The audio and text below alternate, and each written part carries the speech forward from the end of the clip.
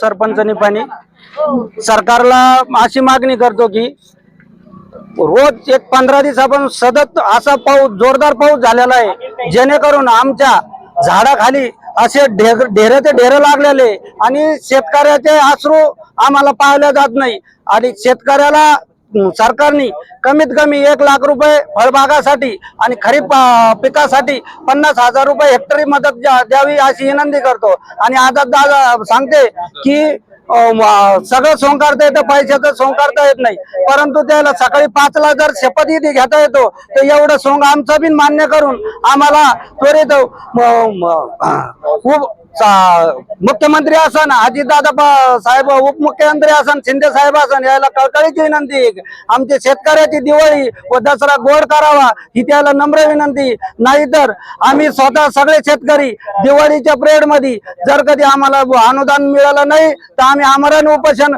प्रत्येक गावातून 5-5 लोक सगळे शेतकरी आमरण उपोषण करणार आहे। गोपीनाथ भालेकर, उपसरपंच निपाणी। काय सांगाल, आज तुम्ही पण आंदोलन केलेले, काय मागणी?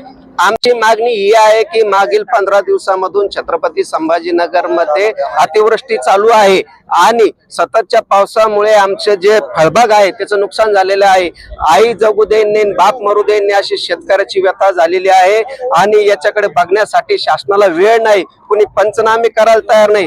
ज्या फळबागाला आम्ही मुलाप्रमाणे जीव लावला आणि आज तेच फळबाग आमच्या ओला दुष्काळामुळे नाहीसे होत आहे, पीक विमा नाही। आणि तुम्ही जर विरोधी पक्षात असताना म्हणता की आम्ही सरसगट कर्जमाफी देऊ आणि आता आम्हाला कर्जमाफी सोडा, साधी मदत सुद्धा द्यायला कोणी तयार नाही। आणि फळबागाला आमची मागणी आहे की सरसगट हेक्टरी 1 लाख रुपये फळबागासाठी व खरीप पिकासाठी आम्हाला 50,000 रुपये हेक्टरी मदत सरकारने त्वरित द्यावी हीच मायबाप सरकारला कळकळीची विनंती करतो मी।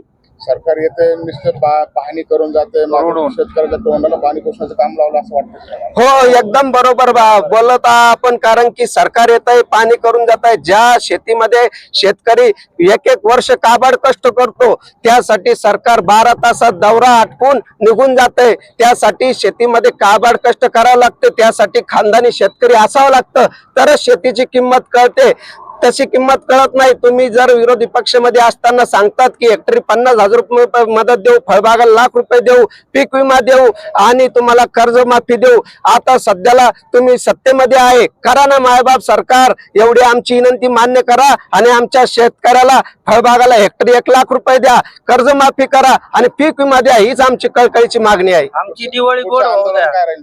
पुढचं आता आमचं आंदोलन असं राहील की इथून पुढे प्रत्येक शेतकरी हा प्रत्येक तहसील कार्यालय समोर, जिल्हा अधिकारी समोर जाऊन हजारो संख्येने आमरण उपोषण करणार आहे। जर सरकारने याची दखल दसरा आणि दिवाळी पूर्वी जर घेतली नाही तर हजारोच्या संख्येने लोक जिल्हा अधिकाऱ्यालय समोर आमरण उपोषण करतील, कुणीही दिवाळी साजरी करणार नाही। कारण की आज ही जर दिवाळी आमची जर साजरी होत नसेल तर तुमची आम्ही होऊ देणार नाही, हीच मायबाप सरकारला कळकळीची विनंती करतो। जगदीश डवले, आडगाव बुद्रुक।